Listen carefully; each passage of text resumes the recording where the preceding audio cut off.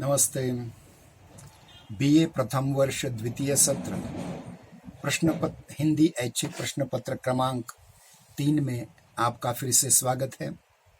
आज हम देखेंगे हरिशंकर परसाई जी लिखित कागभगोड़ा इस व्यंग्य संग्रह में से 5वां पाठ राम सिंह की ट्रेनिंग। राम सिंह रोज शाम को मेरे पास आता है और मुझे सामने बिठाकर 1 घंटे गालियां देता है। पड़ोसी पूछते हैं, क्या यह पागल हो गया है?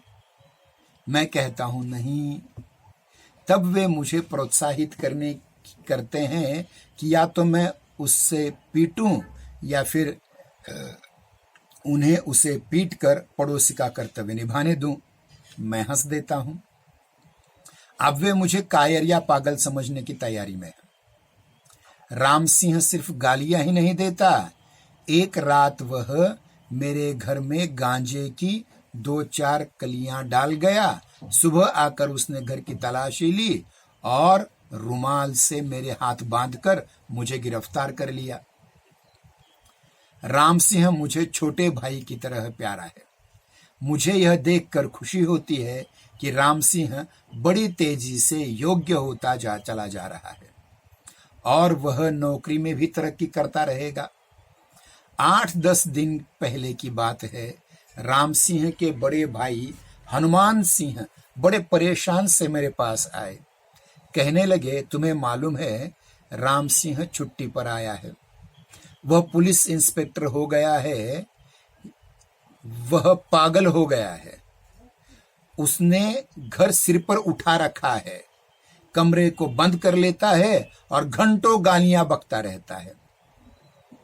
एक दिन मैंने खिड़की के सुराग में से देखा कि वह हमारे बाप दादों और नेताजी की चित्र दीवारों पर टंगे हैं, उन्हें वह गालियां दे रहा है।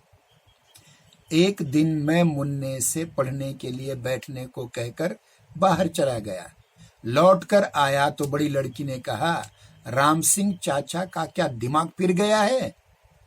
आपके जाने के बाद मुन्ना उठकर खेलने चले गए।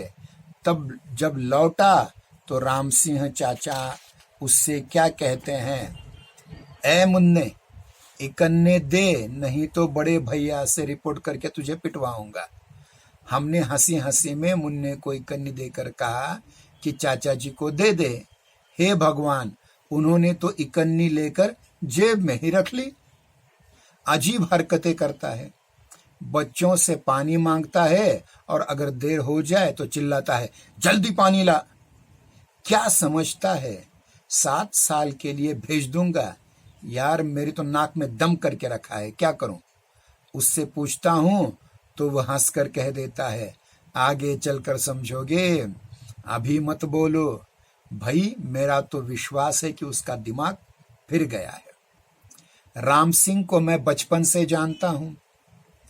बड़ा सुशील, ईमानदार और नम्र लड़का था। दूसरे दिन मैं उससे मिला। मैंने कहा, क्या मामला है? उसने कहा, मालूम होता है कि बड़े भैया ने आपसे शिकायत कर दी है। मुझे कोई समझने की कोशिश ही नहीं करता। मैं कहता हूं, 1 महीना मुझे कोई मत बोलो। मेरा दिमाग बिल्कुल ठीक है, मैं पागल नहीं हूं।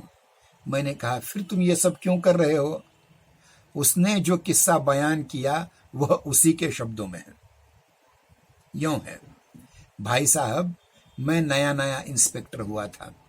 मेरे मन में बड़े ऊंचे आदर्श और सेवा भावना थी। एक दिन पास के गांव का एक लड़का आया और रिपोर्ट की कि हमारी गांव में रात को चोरी हो गई। मैं फौरन तहकीकात करने के लिए पहुंच गया, एक ईमानदार पुलिस अफसर के रूप में। उस दिन उस घर के आंगन में एक बूढ़ा सिर झुकाए बैठा था। मुझे देखकर उठ बैठा और घबराते हुए बोला, पधारिए साहब। मैं खाट पर बैठ गया और पूछताछ करने लगे। मैंने पूछा, बाबा, आपके घर में चोरी हुई है ना? वो चुप खड़ा रहा। मैंने फिर पूछा, बाबा, चोरी आपके घर में हुई है ना? उसने कहा, क्या हुजूर मुझसे पूछते हैं आप? मैंने कहा, हाँ हाँ बाबा, आप ही से पूछ रहा हूँ। बूढ़ा बोला, मगर साहब मेरा नाम तो ए साले बुढ़े है, बाबा तो नहीं है। मैं बूढ़े की बात को समझ नहीं सका। जल्दी करने के लिए मैंने कहा, अच्छा चोरी कब हुई बताओ। बूढ़ा फिर चुप। मैंने फिर पूछा।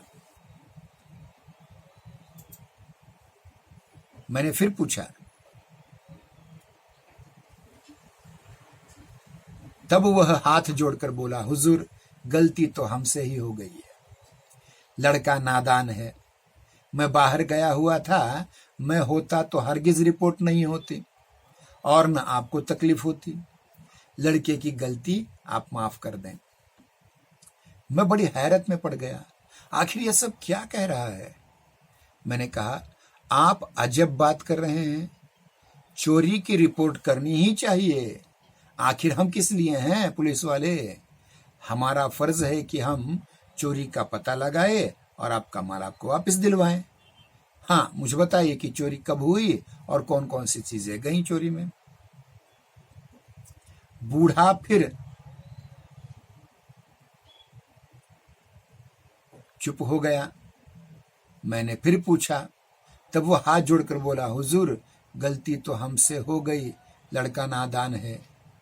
मैं बाहर गया हुआ था, मैं तो हरगिज रिपोर्ट नहीं करता। बात वही आ गई फिर से।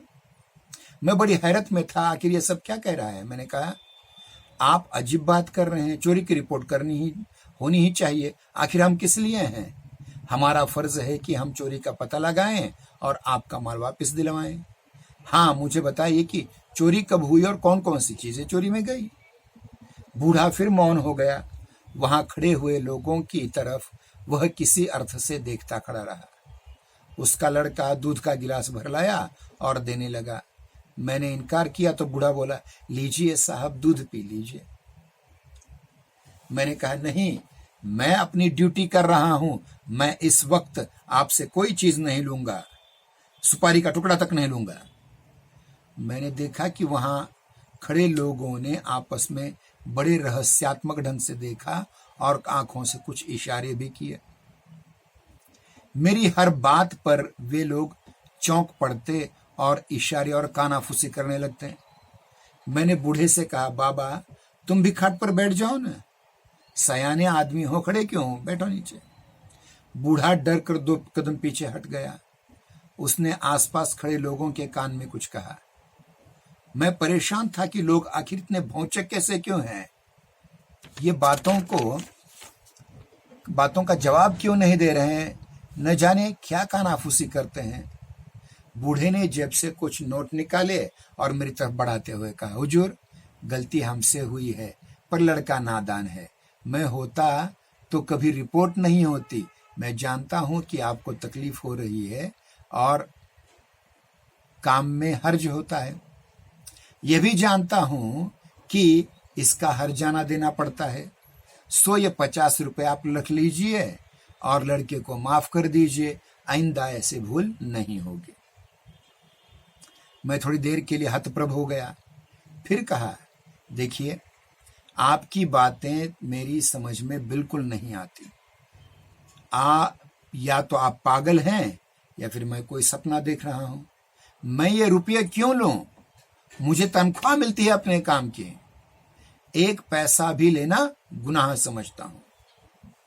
मेरी बात पर उन लोगों पर विचित्र प्रभाव पड़ा।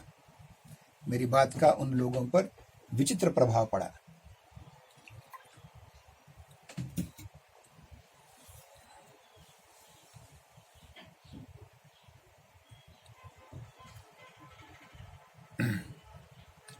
बूढ़े की दीनता जाती रही, उसका चेहरा दृढ़ हो गया। उसने गांव वालों से कहा, अभी भी तुम्हें कोई शक है? वे बोले, नहीं। बूढ़े ने हुक्म दिया, तो फिर देखते क्या हो? मैं कुछ समझूं इसके पहले उन लोगों ने मुझे पकड़कर रस्सी से मेरे हाथ पांव बांध दिए।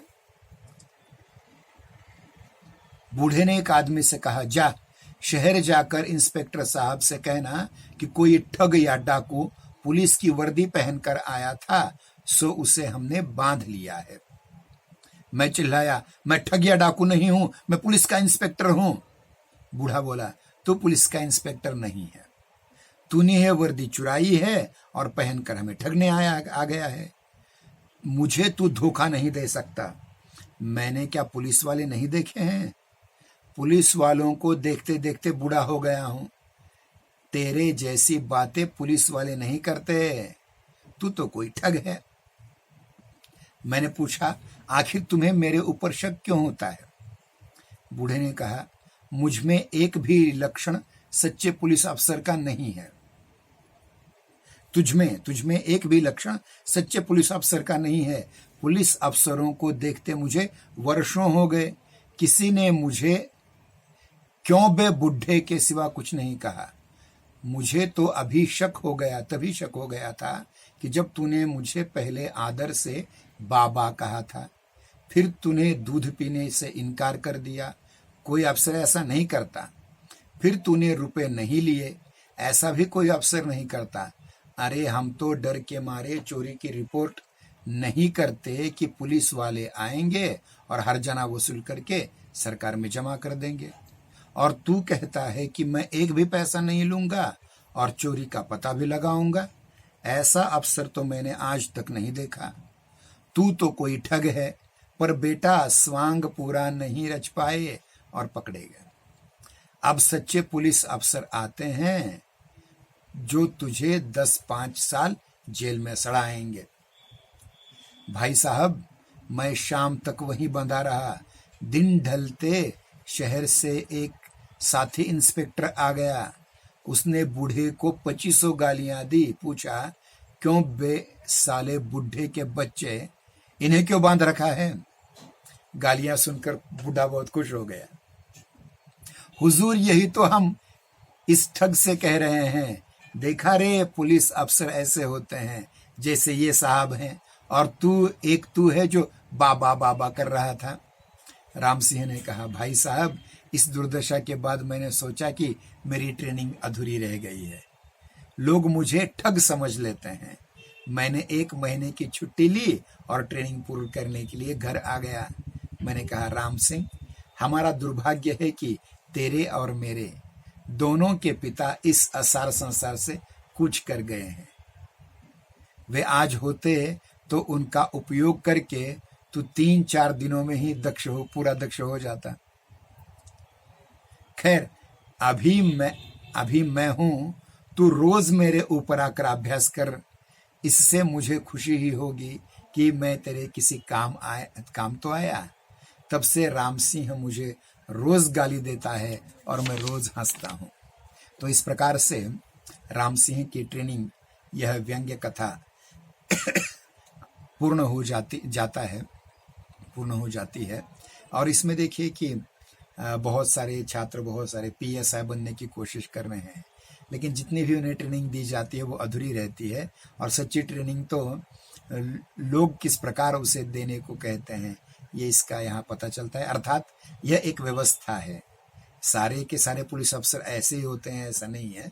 एक व्यवस्था है और इस व्यवस्था का एक भाग एक इंस्पेक्टर है, और वह सामान्य लोगों के साथ किस प्रकार से पेश आता है, इसका यहाँ उदाहरण दिया गया है। इस प्रकार से यहाँ राम सिंह की ट्रेनिंग, यह पाठ पूर्ण हो जाता है। जय हिंदी, जय नागरी, धन्यवाद।